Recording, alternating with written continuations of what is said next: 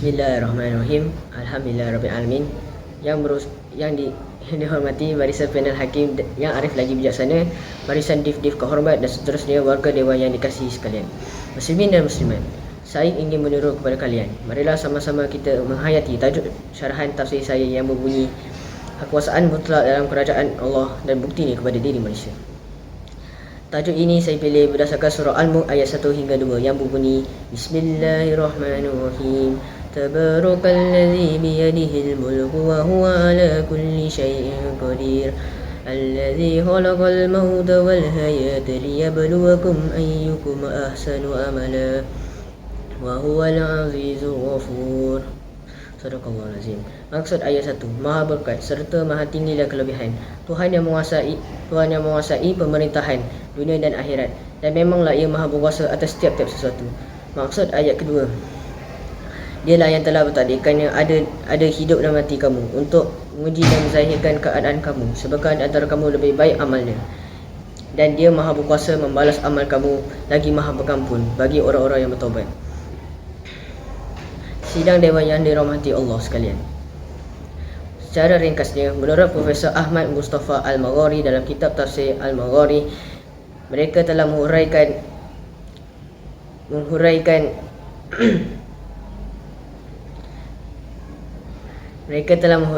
pengertian tajuk ini dengan menerangkan kehebatan Allah Subhanahu Wa Taala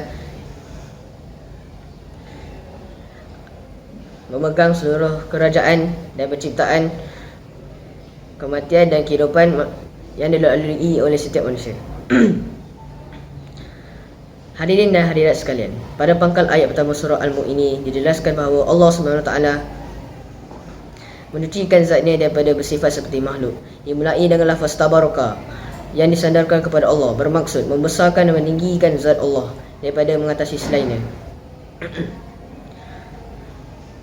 Dia tidak dipengaruhi oleh sebarang unsur kelemahan. Dia berkuasa setiap apa yang hendak dia lakukan. Jelaslah bahawa Allah Maha Tinggi dan tiada satu makhluk pun yang mampu melawannya. Hadirin dan hadirat warga dewan yang dirahmati Allah, isi kedua ialah Allah adalah Raja, penguasa dan pemerintah alam ini. Seluruh kerajaan dan pemerintahan itu adalah hak eksklusif Allah Subhanahu Wa Taala sahaja, dan tiada siapa memilikinya selain Allah. Dialah yang mentakdirkan alam mawjud ini.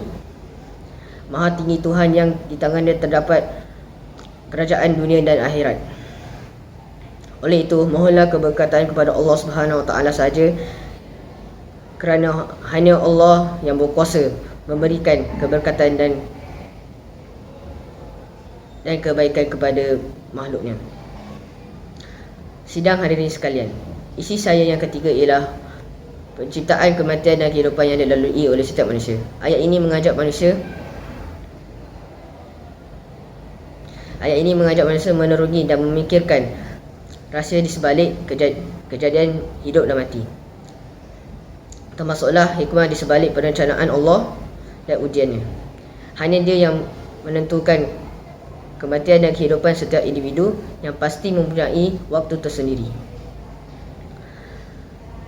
Hadirin yang dikasihi sekalian, isi keempat bagi syarahan saya ialah penilaian amal di sisi Allah adalah pada kualiti amal. Untuk menentukan setiap hukum ke atas seseorang, Allah akan melihat amalan yang ikhlas di antara mereka.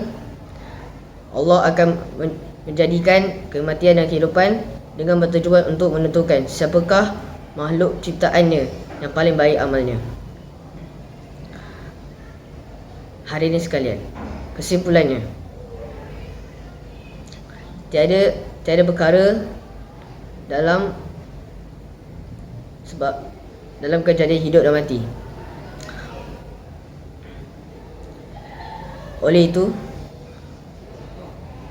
bersihkan akidah kita daripada bersangka buruk kepada Allah SWT dan teguhkan keyakinan dan keimanan kita pada qada dan qadarnya. Sekian, wabillahi taufiq wal hidayah. Wassalamualaikum warahmatullahi wabarakatuh.